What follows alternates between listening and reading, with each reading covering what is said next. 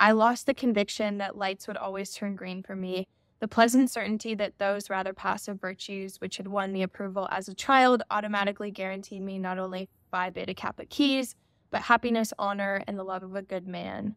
Lost a certain touching faith in the totem power of good manners, clean hair, and proven competence on the Stanford Binet scale. To such doubtful amulets had my self-respect been pinned, and I faced myself that day with a nonplussed apprehension of someone who has come across a vampire and has no crucifix at hand. Hi, my name is Paige Doherty, and today I'm going to be sharing the 6 books that really impacted the way that I write. I am an author. I wrote this book called To Harvest. It's a children's book about venture capital. Really passionate about basically sharing why I think venture is so unique and interesting with folks who might not come from traditional backgrounds or have a misconception that venture is a bunch of like old dudes smoking cigars in a mahogany library. So with that being said, let's get into it. Okay. The first one, this is a book written by my friend Nicholas Cole. It's called The Art and Business of Online Writing, How to Beat the Game of Capturing and Keeping Attention. Personally, I come from a more like traditional writing background. I really loved my like AP English, Lit and Lang classes, and that's where I take a lot of my inspiration from writing. But I will say that he does a fabulous job talking about his journey going viral online, how it brought him clients, like the specific frameworks that he uses. And he also has some really good frameworks for generating ideas. So I'll link all of these in the description below as well. Okay, the next one, a classic, On Writing Well by William Zissner. I love this book so much. I must have reread it like 7 times. I don't know if you can see like how many pages are like bookmarked in here, but I think there's some really interesting thoughts on like writing about people, writing about places, nonfiction as literature, which, speaking of nonfiction as literature, the queen, Joan Didion. Joan Didion shaped my writing style so much. She has this particular sharpness and clarity of observing people and places and writing with like a criticality that I hadn't seen before. I think I've read a lot of books that come from a very like positive place, and I think what made Joan Didion so special was really her commitment to keeping a level of like criticality and almost like objectivity over her life. Slouching Towards Bethlehem is a collection of essays, and I think one of my favorites from her, I already have a bookmark there, is called On Self-Respect. And she talks about how she didn't get into this honor society, and I'll read you a passage. She said, I lost the conviction that lights would always turn green for me, the pleasant certainty that those rather passive virtues which had won me approval as a child automatically guaranteed me not only Phi Beta Kappa keys, but happiness, honor, and the love of a good man. Lost a certain touching faith in the totem power of good manners, clean hair, and proven competence on the Stanford Binet scale.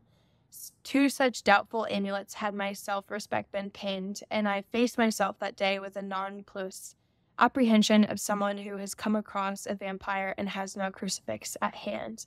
I think this, for me, I think it's meant to be a serious passage, but I literally laughed out loud at it because she was so honest about how an experience in her life that had seemed like trivial at the moment really shifted her perspective. And I think a lot of her criticality honestly comes from her being like, okay, the lights aren't always going to turn green for me, and like not everything is going to go as anticipated.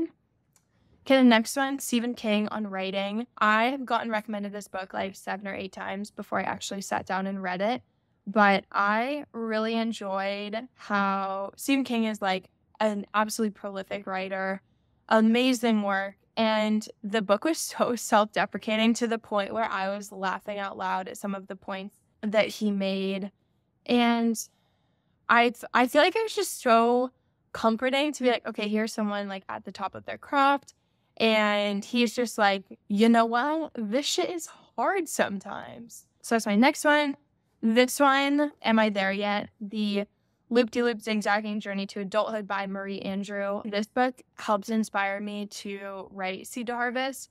I think before I hadn't really appreciated doodling as like an actual thing. I was kind of just like, okay, like I love like childish doodles, whatever. But I think now, like seeing her writing, she very much like,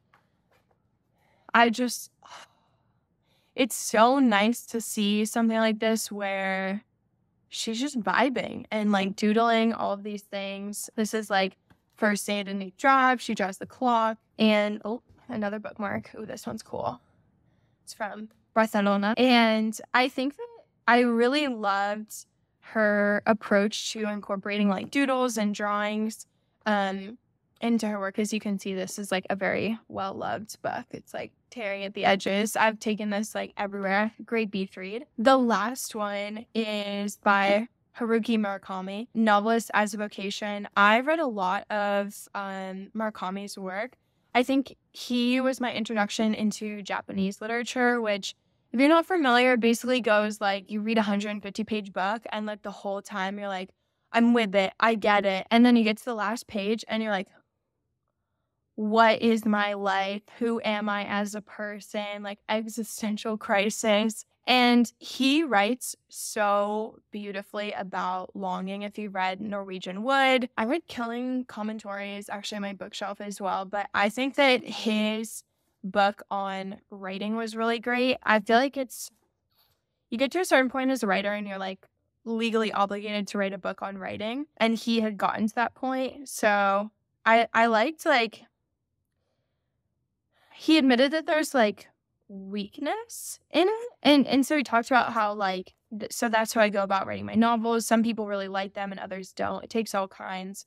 I myself am far from satisfied with things I wrote in the past. I am keenly aware of how much better they could be if only I wrote them today. That's why I picked them up. Only if I absolutely must. They contain so many weaknesses. At the same time, I am sure that they were the best I could do at that time. That's because I know the absolute effort that went into them. I spent as much time as I needed, and I exerted all the strength that I had. So I think this is a really powerful lesson to understand that when you're writing, you're going to look back and be like, dang, that like was not my best. But you have to put it in the context of like who you were at the time. Like obviously you'll grow and develop as a writer. But yeah, these are some of my favorite books that inspired me as a writer. I know this is like a little bit different than the videos that I usually do, but let me know if you like it because I love talking about books. So yeah, okay, bye. Special thank you to producer Riley Jennings and podcast editor Tate Doherty for your help on this episode. If you're listening and you'd like to connect with me, follow me on Twitter or LinkedIn, Paige Finn with 3 N's. Thanks again for listening. I really appreciate it. You can look out for new episodes every Monday at 5 p.m. PST. And if you'd like to learn more about the strategies and tactics of seasoned institutional investors and rising venture stars, check out our YouTube channel at Seed to Harvest. Also, my TikTok channel is Seed to Harvest, where I post a lot of behind the scenes. And if you like this episode, please rate and review this podcast wherever you get your podcasts, if that's on Apple or Spotify.